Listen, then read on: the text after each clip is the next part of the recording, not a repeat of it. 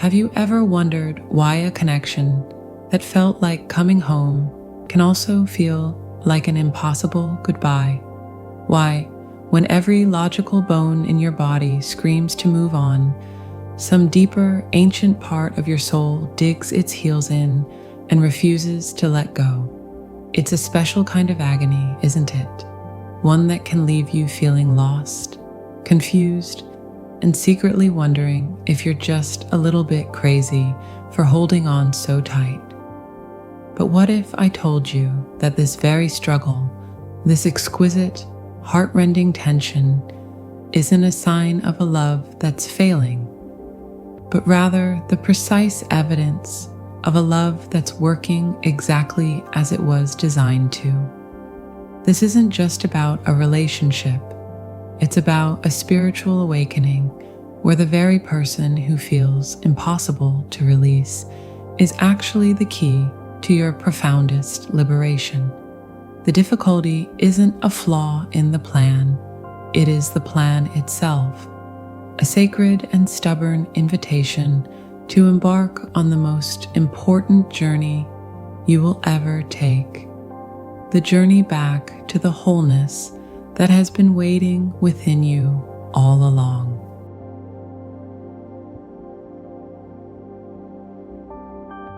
Let's get real for a moment. You tell yourself to let go, to move on, and a part of you, the logical, self-preserving part, screams that it's the right thing to do. But something deeper, something ancient and knowing, digs its heels in. It feels like a betrayal of the highest order. Why?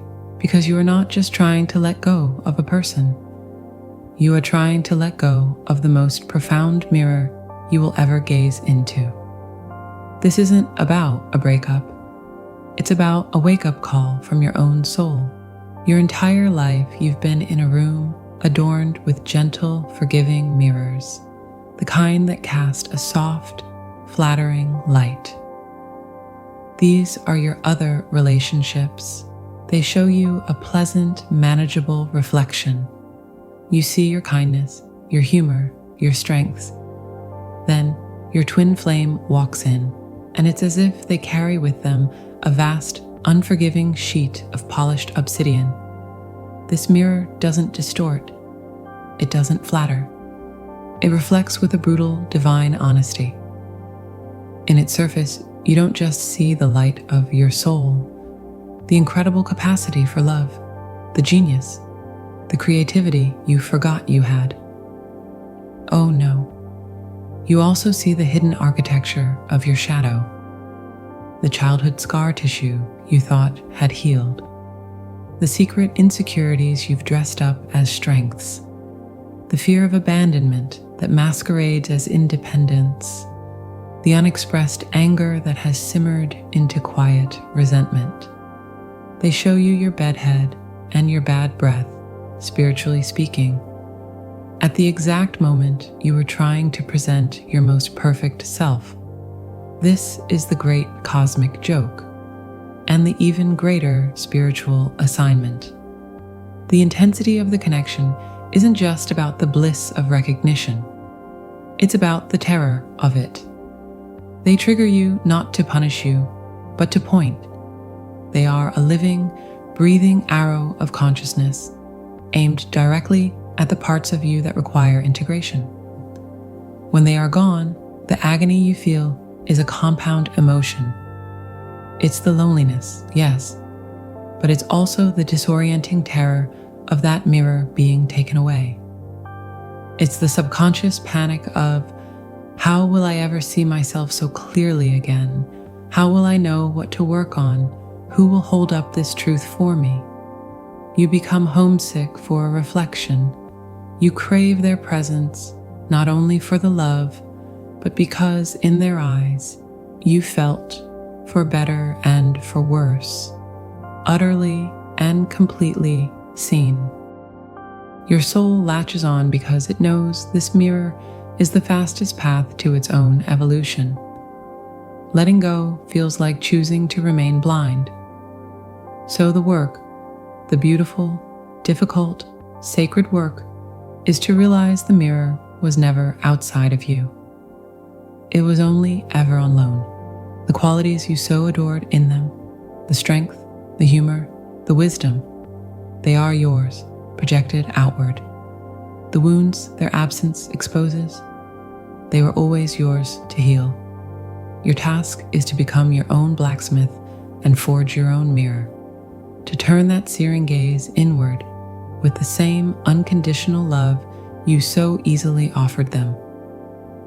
It's about sitting in the quiet and asking the terrifying, liberating questions. Where in my body does this abandonment live? When have I felt this before? How can I parent that scared part of me myself? This is how you integrate the shadow. This is how you reclaim your projections.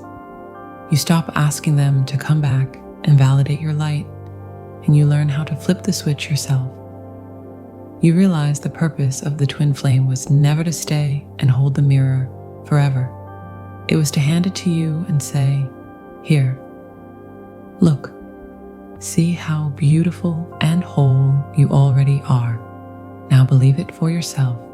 And just when you think you've grasped the enormity of this mirror, this dance of light and shadow, you begin to feel it, a subtle humming tether that defies time and space, a connection that operates on a frequency logic can't explain, but your soul recognizes instantly.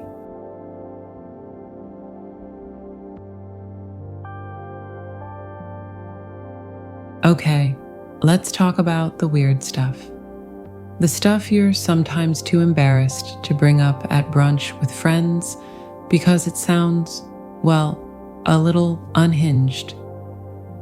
You're going about your day, maybe you're finally having a good one, you're picking out avocados at the grocery store, and bam, out of nowhere, a wave of sorrow so profound it buckles your knees, or a jolt of joy so electric you literally look around to see if someone is watching you. But there's no one there. The rational mind scrambles for a reason. Hormones, low blood sugar, that weird dream you had last night. But your soul knows.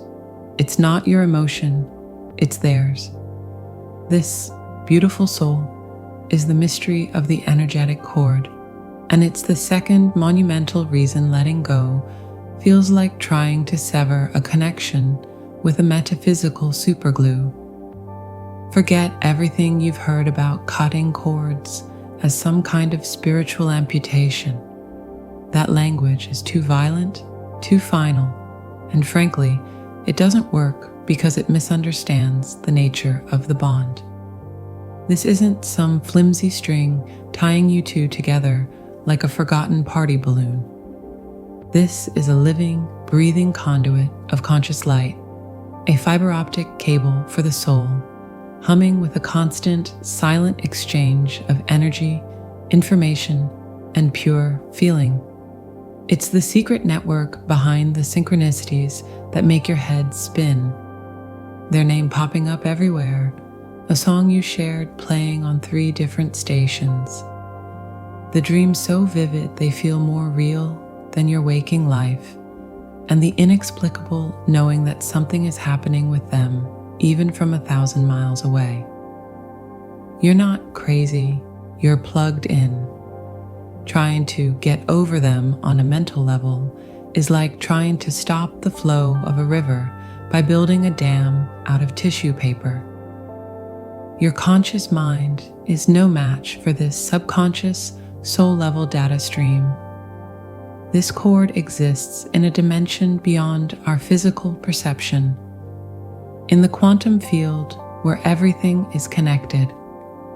It's why you can be physically separated, blocked on every social media platform known to humanity, and yet still feel their presence as if they're in the next room. The difficulty in letting go is the frustration of being connected to a radio station you can't turn off, broadcasting on a frequency only you can hear. Some days it's a love song, and you lean into it. bathing in the memory.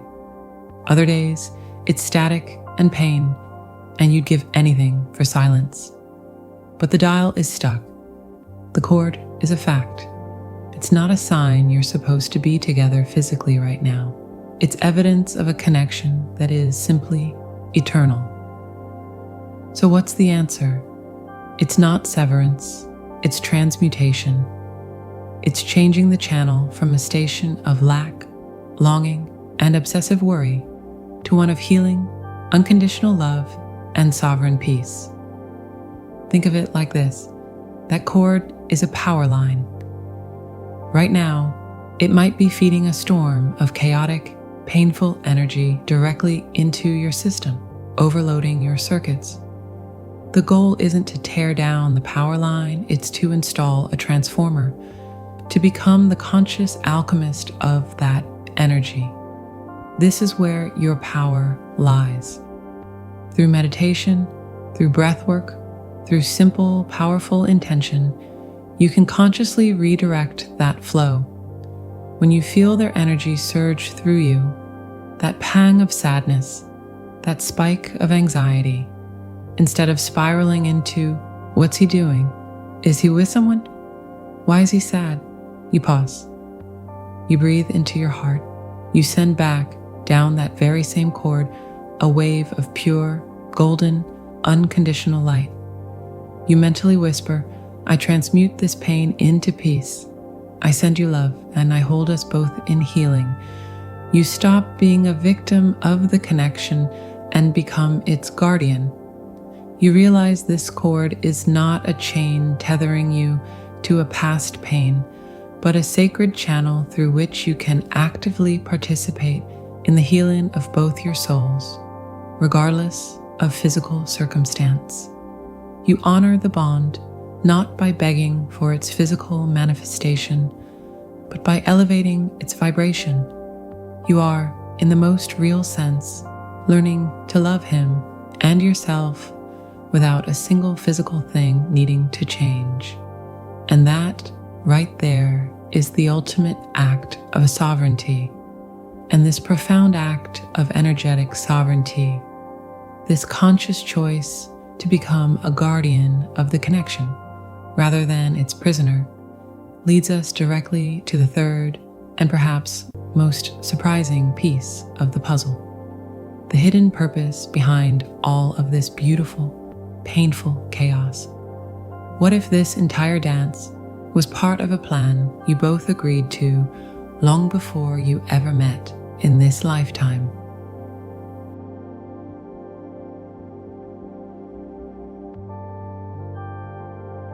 Now, let's venture into the truly cosmic. We've talked about the mirror and the cord, those intimate, personal earthquakes of the soul. But what if I told you this entire drama, the breathtaking meeting, the heart-shattering separation, the agony of letting go, wasn't some random act of spiritual cruelty? What if it was all part of the plan? Not a plan devised by a capricious universe, but a sacred contract you yourself signed, with full soul awareness, long before you took your first breath in this lifetime. This is the third and most humbling mystery. The pain of letting go is, in part, the profound frustration of a divine purpose feeling interrupted. Before this incarnation, your soul and his sat in a sort of spiritual boardroom. You were shown the blueprint for this life, your potential paths, your lessons, your greatest contributions. And together, you saw the magnificent potential of your united energy. You saw the art you could create, the healing you could bring, the love that could literally change the vibrational frequency of everyone around you. Excited? You were ecstatic. You made a deal, a soul contract, the primary objective to trigger each other's ultimate awakening and propel one another toward your highest destinies, often in service to something far greater than yourselves. The meeting was the signing ceremony. The separation? That's not the breach of contract. My dear, it's Clause 17, subsection B, written in glowing starlight. This is why letting go feels like such a betrayal. It's not just your heart breaking, it's your soul's frustration at a job left half done. Your higher self is sitting there going, wait, we had a deal. We were going to build cathedrals of light together, and now you're just crying into ice cream and watching Netflix? There's a subconscious existential anxiety that by releasing the physical form of this connection, you are failing your sacred mission. You are abandoning your post. The truth is so much more liberating, and it requires a radical shift in perspective. The separation is not the failure of the contract. It is the fulfillment of its most crucial term. The contract was never solely about union. It was about activation. The running, the chasing, the exquisite pain, all of it is a meticulously designed spiritual curriculum to force you onto your own path. His departure wasn't an abandonment. It was him playing his part perfectly, perhaps even heroically. By leaving so, you would have the space to find yourself. You contracted for this chaos to force you to build your own foundation, to discover your own purpose, separate from the dazzling we you envisioned. You are not being prepared for him. You are being prepared for you. And in doing that, you are honoring the contract in the highest way possible. By focusing on your mission, by healing your wounds, by building a life of sovereign joy, you are not letting him go.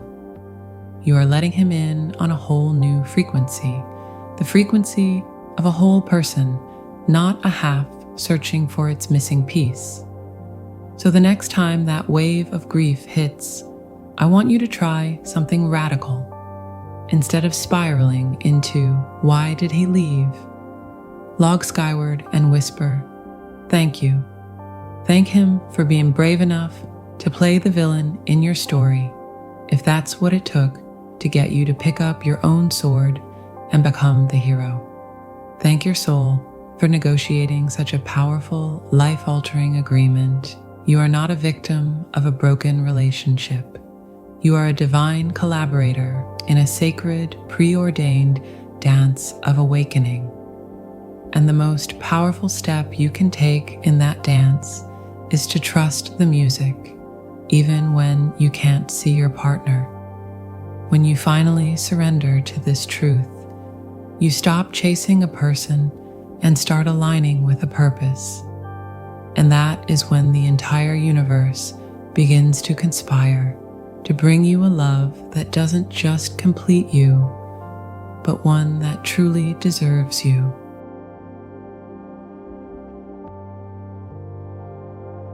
So here you are. You've navigated the Hall of Mirrors, learned the silent language of the energetic pulse, and perhaps even glimpsed the grand architecture of a soul contract you designed yourself. You've felt the weight of it all, the exquisite, heart-rending pressure of a love that feels both eternal and just out of reach. And now we arrive at the final quiet truth, the one that exists not in the storm of meeting or the ache of separation, but in the profound, fertile silence that follows. Letting go is not an ending. It is the most sacred beginning you will ever initiate. This is not about erasure. You cannot delete a constellation from your personal sky simply because its light is too painful to look upon some nights. That starlight is woven into your very DNA. It is the evidence of your own capacity for a love so vast it terrifies you. The goal was never to forget, to pretend it didn't happen, to shove all that radiant potential into a box labeled past and bury it in the backyard of your memory. That's a violence to your own spirit. The true alchemy, the real magic, is in the transformation of that energy. It's about taking the raw, unrefined ore of that connection, the joy, the pain, the hope, the despair, and through the fierce and tender fire of your own awareness, forging it into something new. Not a monument to what was lost, but a compass for what is yet to be. You are being invited to stop looking for your reflection in his eyes and to start feeling your own presence in the entirety of your being.